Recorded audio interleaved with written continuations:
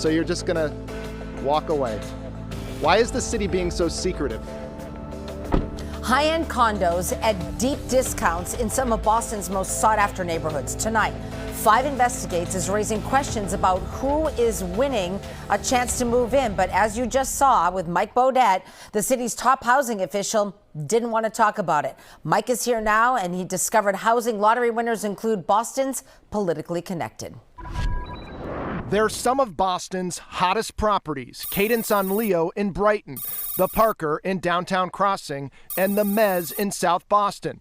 But all this luxury living is not necessarily out of reach, thanks to the city's housing lotteries that require developers to create affordable income-restricted housing units. People who qualify can purchase condos at a huge discount.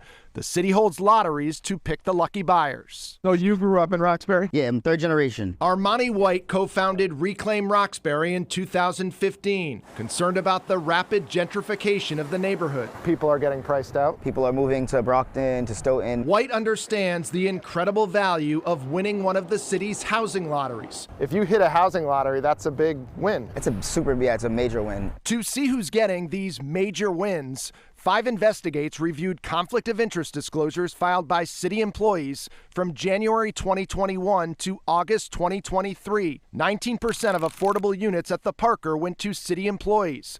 That number jumped to 38% at Cadence on Leo.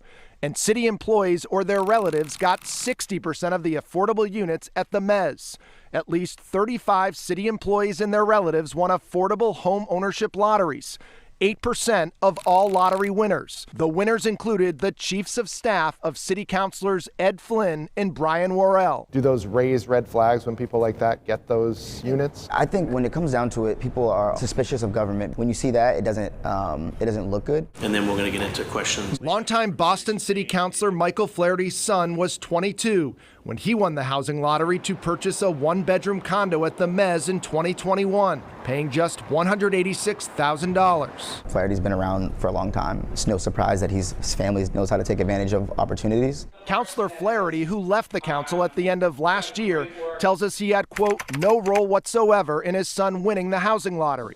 While there's no evidence Flaherty or any other city employees or their relatives did not follow the lottery rules, White believes the city needs to do a better job spreading the word about the lotteries and helping more people apply. We hear criticisms like, why is it so hard? Why is it so difficult? And Reclaim Roxbury isn't the only community organization raising concerns. Do you think the average person out there knows about these housing lotteries? No, because we work with the average person out there. Eduardo Palacios is a community organizer with City Life Vida Urbana, which fights for racial, social, and economic justice. Palacios says more needs to be done to get the word out about the lotteries to communities of color, especially to people who don't speak English. When you go on the affordable housing listing, first of all, it is in English. There is an option to translate, but it's through Google. You know, it's not like being provided that service. A spokesperson for the mayor's office of housing told 5 Investigates, we have full faith in the fairness and equity of the lottery process,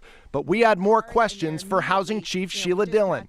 After months of refusing to do an interview, we caught up with her when she left work for the day. Is the city doing enough to make sure that everyone can get a fair shot at those affordable units? You're a public official. Why won't you speak to us about this? Just this morning, she finally sat down with us. Should politically connected people be eligible for these housing lotteries? There's no political connection that's going to help you in this process. Dillon says the number of city employees and their relatives winning housing lotteries is not excessive and points to many of those who have won as deserving. Cafeteria workers, receptionists, paraprofessionals in our schools. We also have the son of a city councilor. We also have chiefs of staff of city councilors getting these units.